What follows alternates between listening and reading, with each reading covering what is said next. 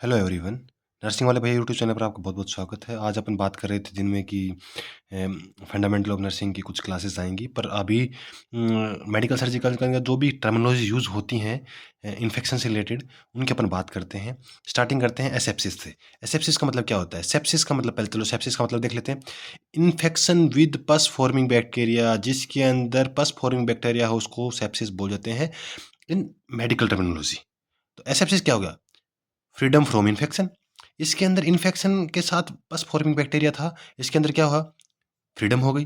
तो सेप्सिस का मतलब इन्फेक्शन होना, कोई भी पस फॉर्मिंग बैक्टीरिया से इन्फेक्शन होना, और इसके अंदर क्या है? इन्फेक्शन से फ्री होना। दोनों टर्मिनोलॉजी समझ में आ गई। ये टर्मिनोलॉजी है। इसका एक क्वेश्चन बहुत बार एग्जाम्स में आपने देखा होगा। जो भी बच्चे, जो भी साथी अपने हैं प्रीवियस ईयर के क्वेश्चन सॉल्व करने में ज़्यादा विश्वास रखते हैं, तो उनको सामने ये क्वेश्चन जरूर आ गया। उनके सामने नोजोकोमियल इन्फेक्शन या हॉस्पिटल एक्वायर्ड इन्फेक्शन के नाम से भी जाना जाता है। इसमें आप देखते हैं the infection originated and acquired in hospital. Hospital से एक्वायर्ड होता है कि कब? After 48 hour. यदि कोई पेशेंट हॉस्पिटल के अंदर आया तो वह 48 घंटे बाद, हॉस्पिटल में एडमिशन के 48 घंटे से 72 आवर के बीच पर मेन बात क्या करते हैं? 72 hour to 72 hour admission to with 48 hour of discharge. अब आप इससे बात समझ गए? इससे समझने वाली बात यह है कि नोजोकोमियल इन्फेक्शन का मतलब क्या होता है? 48 घंटे से लेकर एडमिशन के बाद और 48 घंटे बाद तक, डिस्चार्ज तक, उसको नोजोकोमियल हॉस्पिटल एक्वायर्ड इन्फेक्शन कहते हैं। क्रॉस इन्फेक्शन ट्रांसमिशन क्या होता है? The infection transmitted between individuals. कोई भी दो जनों के बीच में इन्फेक्शन का ट्रांसमिशन होना क्रॉस इन्फेक्शन ट्रांसमिशन बोला जाता है। इरेटोजेनिक, इरेटोजेनिक एक ऐसी चीज़ है जिसके अंदर क्या होता है कि इरेटोजेनिक एक मतलब कॉमन तो नहीं बोल सकते, पर ये कोई सर्जरी, कोई प्रोसीजर, चलो इसमें पढ़ते हैं एक बार। चलो, infection originated in the result for the diagnostic या थेरेप्यूटिक पर्पज। इसमें बोला गया है वो इन्फेक्शन जिसके अंदर क्या होता है कि कोई अपन डायग्नोसिस करने के लिए डायग्नोसिस या कोई भी प्रोसीजर करते हैं, उस टाइम से उसके द्वारा कोई इन्फेक्शन होता है तो इरेटोजेनिक इन्फेक्शन बोल लेते हैं। कई बार क्या होता है, सर्जरी कर रहे हैं तो कुछ टिश्यू अंदर रह गया, प्रोसीजर कर रहे कुछ टिश्यू, कुछ पार्टिकल्स या अंदर रह गए जो इंस्ट्रूमेंट है, तो उसी की वजह से इरेटोजेनिक इन्फेक्शन होता है। अब इरेटोजेनिक हो गया। नोज़ोकोमियल क्या था? 48 घंटे वाला, एडमिशन के 48 घंटे बाद क्रॉस में दो जनों के बीच में होना। इरेटोजेनिक मतलब कोई डायग्नोस्टिक या थेरेप्यूटिक पर्पज से कोई इन्फेक्शन होता है। अभी देखते हैं अपॉर्चुनिटी इन्फेक्शन। अपॉर्चुनिटी इन्फेक्शन क्या होता है कि किसी इन्फेक्शन या बैक्टीरिया को अपॉर्चुनिटी मिल गई। किससे अपॉर्चुनिटी मिल गई? कि अपनी इम्यून जो सिस्टम है, इम्यून जो पावर है, वो रजिस्ट कर रही है लोएस्ट।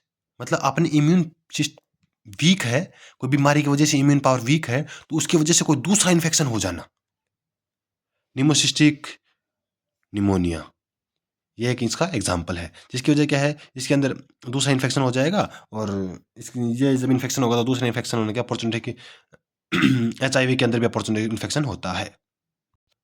तो अभी अपन देखते हैं, देखो इसमें देखो, पहले अपने सेप्सिस एसेप्सिस पिटा, इन्फेक्शन होता है कोई पेस्ट बैक्टीरिया से, एसएससी मतलब इन्फेक्शन फ्री।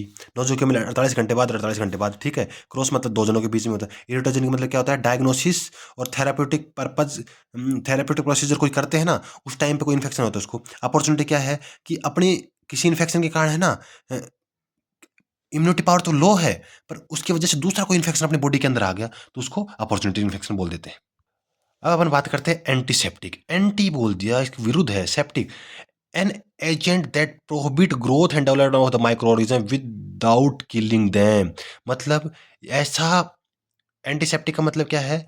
कोई भी एंटीजन है या कोई माइक्रो ऑर्गेनिज्म है, ये ऐसा एजेंट है जो कि माइक्रो ऑर्गेनिज्म की ग्रोथ को और डेवलपमेंट को क्या कर देता है? प्रोहिबिट मतलब कम कर देता है।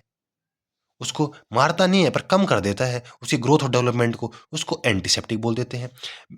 बैक्टीरियोस्टैटिक क्या होता है? एन एजेंट या केमिकल दैट इनहिबिट प्रोट, ये क्या है? प्रोहिबिट कर देता है। और ये क्या कर देता है? इनहिबिट कर देता है बैक्टीरियोस्टैटिक में, ठीक है। Prohibit, inhibit. डिसइंफेक्शन का मतलब क्या है? Agent that kill pathogenic microorganism. ये क्या कर देता है? किल करते हैं। डिसइंफेक्शन का मतलब क्या है? इसमें किल कर देता है। इसमें विदाउट किलिंग, किल नहीं करता। एंटीसेप्टिक में किल नहीं करता, सिर्फ उसको रोकता है। इनहिबिशन को मतलब ग्रोथ एंड डेवलपमेंट की इनहिबिशन बैक्टीरिया का ऐसे एजेंट है जो कि उसके स्टैटिक मतलब स्टॉप कर देना, ऐसे मान के चलो। स्टैटिक मतलब उसकी ग्रोथ को स्टॉप कर देना, तो उसको स्टॉप कर देता है। इन डिसइंफेक्शन मतलब ये किल कर देता है किसको, कोई भी माइक्रो ऑर्गेनिज्म को। अब बात करते हैं ये क्या था, डिसइंफेक्टेंट, जो क्या करता है, किल। डिसइंफेक्शन का मतलब क्या है, a process of killing the all pathogenic micro organism. Disinfectant का मतलब क्या है, पूरे पैथोजेनिक माइक्रो ऑर्गेनिज्म को किल कर देना। इसमें तीन टाइप होते हैं, कंकरेंट डिसइंफेक्शन, इसमें क्या होता है, इमीडिएट या फिर as soon as possible disinfection करेगा ऑफ एन आर्टिकल या body discharge from the patient. इसमें क्या बोला गया है, अब मैं चलो मैं आपको बता देता हूँ।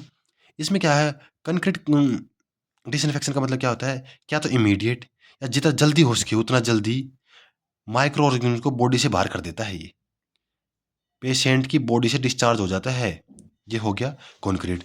टर्मिनेट का मतलब क्या है, टर्मिनेट का मतलब ये है कि द डिसइंफेक्शन ऑफ आर्टिकल या क्लाइंट आफ्टर डिस्चार्ज, ट्रांसफर या डेथ के बाद बॉडी से बाहर जाना, किसका, डिसइंफेक्शन का। ट्रांसफर कर दिया किसी वार्ड से, डेथ हो गई, तो उसके बाद एट द एंड वो क्या है, इन्फेक्शन बॉडी से बाहर चला जाएगा।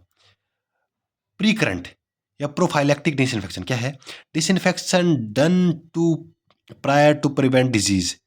मतलब ऐसा इन्फेक्शन डिसइंफेक्शन होगा कि ये क्या करेगा, रोक देगा किसको, प्रिवेंट कर देगा डिजीज से पहले ही इसको। जैसे purification of water, clarification of water, pasteurization of milk. इसमें क्या होता है कि जैसे एग्जांपल लेते हैं पास्चुराइजेशन का, पहले बहुत ज़्यादा तापमान के ऊपर मिल्क को गर्म किया जाता है, फिर ठंडा किया जाता है, फिर गर्म किया जाता है, फिर ठंडा किया जाता है, ऐसे 2 बार प्रोसेस होती है। तो उसकी से क्या है, उसके अंदर जो माइक्रो ऑर्गेनिज्म है वो किल हो जाते हैं। तो जो तो इन्फेक्शन के चांस बहुत ज़्यादा कम हो जाते हैं। तभी वो मिल्क के जो पैकेट्स का मिल्क आता है वो हो 2 से 3 दिन तक उसकी एक्सपायरी डेट होती है, क्योंकि उसके अंदर पास्चराइजेशन कर दिया तो जैसे उसके माइक्रो ऑर्गेनिज्म है वो किल हो गए। जब किल हो गए तो वो उसकी एक्सपायरी डेट 2 से 3 दिन लाइफ स्पैन उसका बढ़ जाता है। उसके बाद एक ये भी आजकल बहुत ज़्यादा, जब कोरोना का टाइम था तो उस टाइम पे बहुत ज़्यादा इसके क्वेश्चंस आते थे इसके, हर एग्जाम के अंदर एक क्वेश्चन क्वारंटाइन या आइसोलेशन का ऐसे आ ही जाता था। तो अपन बात करते हैं, चलो आइसोलेशन की पहले बात करते हैं। Separation of infected person from healthier person for a period of infectivity. कोई भी पेशेंट को इन्फेक्ट सेपरेट करना, इन्फेक्टेड पेशेंट को किससे, हेल्दी पर्सन से इन्फेक्टेड पेशेंट को जिसकी इन्फेक्टिविटी मतलब जैसे अपने कोरोना में 14 दिन था तो 14 दिन तक कोरोना के अंदर, कोरोना के वायरस के अंदर इतनी कैपेबिलिटी थी कि वो 14 दिन तक इन्फेक्शन को फैला सकता था, इसलिए उसको 14 दिन की वो करते थे।